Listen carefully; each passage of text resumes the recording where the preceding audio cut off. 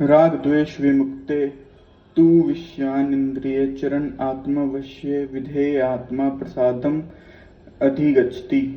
किंतु समस्त राग तथा द्वेष से मुक्त अपनी एवं अपनी इंद्रियों को संयम द्वारा वश में करने में समर्थ व्यक्ति भगवान की पूर्ण कृपा प्राप्त कर सकता है। तात्पर्य, यह पहले बताया जा चुका है कि कृत्रिम विधि से इंद्रियों पर ब्रह्मा रूप से नियंत्रण किया जा सकता है, किंतु जब इंद्रियां भगवान की दिव्य सेवा में नहीं लगाई जाती तब तक नीचे गिरने की संभावना बनी रहती है। यद्यपि पूर्णतया कृष्ण भावना भवित व्यक्ति ऊपर से विषयी स्तर पर क्यों न दिखे, किंतु कृष्ण भावना भवित होने से वह विषय कर्मों में आसक्त नहीं होगा। उसका एकमात्र उद्देश्य तो कृष्ण को प्रसन्न करना रहता है, अन्य कुछ नहीं। अतः वह समस्त आसक्ति तथा विरक्ति से मुक्त होता है। कृष्ण की इच्छा होने पर भक्त सामान्यतया अवांछित कार्य भी कर सकता है, किंतु यदि कृष्ण की इच्छा नहीं है तो वह उस कार्य को भी नहीं करेगा जिसे वह सामान्य रूप से अपने लिए करता हो। अतः कर्म करना या ना करना उसके वश में रहता है, किंतु वह केवल कृष्ण के निर्देश के अनुसार ही कार्य करता है। यदि यही चेतना भगवान की अहूत की कृपा है, जिसकी प्राप्ति भक्त को इंद्रियों में आसक्त होते हुए भी हो सकती है। प्रसादे सर्वा दुखानाम हानि अस्य उपाजते प्रसन्न चेतसः ही आशु बुद्धि परि अवस्थिते। इस प्रकार से कृष्ण भावनामृत व्यक्ति में तुष्ट व्यक्ति के लिए संसार के तीनों ताप नष्ट हो जाते हैं और इस ऐसी तुष्ट चेतना होने पर उसकी बुद्धि शीघ्र ही स्थिर हो जाती है। न अस्ति बुद्धि अयुक्तस्य न च अयुक्तस्य भावना न च अभावितः शांतिः अशांतिस्य कुतुः सुखम। जो कृष्ण भावना मृत में परमेश्वर से संबंधित नहीं है, उसकी ना तो बुद्धि दिव्य होती है, ना ही मन स्थिर होता है। जिसके बिना शांति की कोई संभावना नहीं है, शांति के बिना सुख हो भी कैसे सकता है।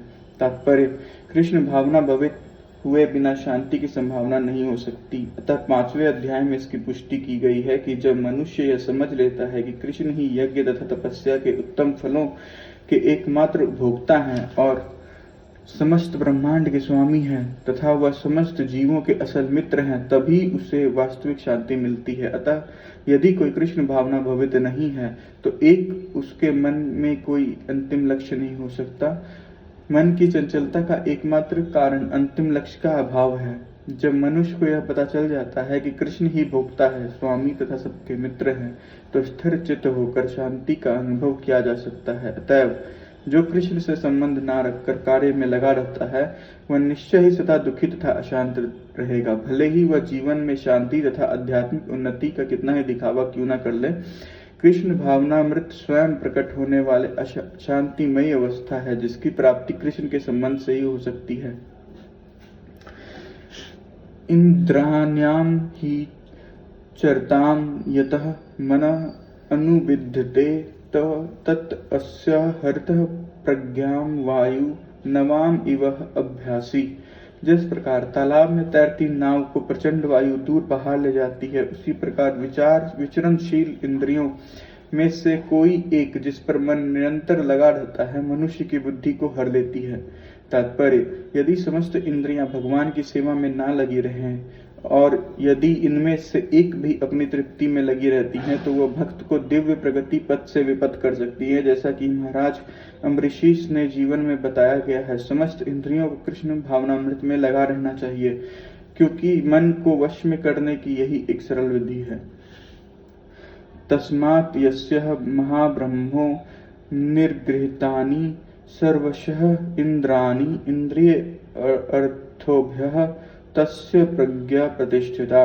अतः हे महाबाहु, जिस पुरुष की इंद्रियां अपने अपने विषयों से सब प्रकार से वितरित होकर उसके वश में है, उसी की बुद्धि निसंदेह स्थिर है।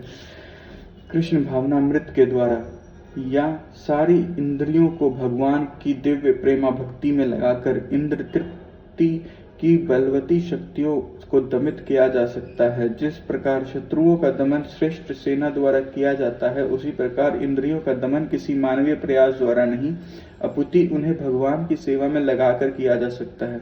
जो व्यक्ति यह हृदय यंगम कर लेता है कि कृष्ण भावनामृत के द्वारा बुद्धि स्थिर होती है और इस कला में का अभ्यास प्रामाणिक गुरु के पथ प्रदर्शन में करता है वह साधक अथवा मोक्ष का अधिकारी कहलाता है।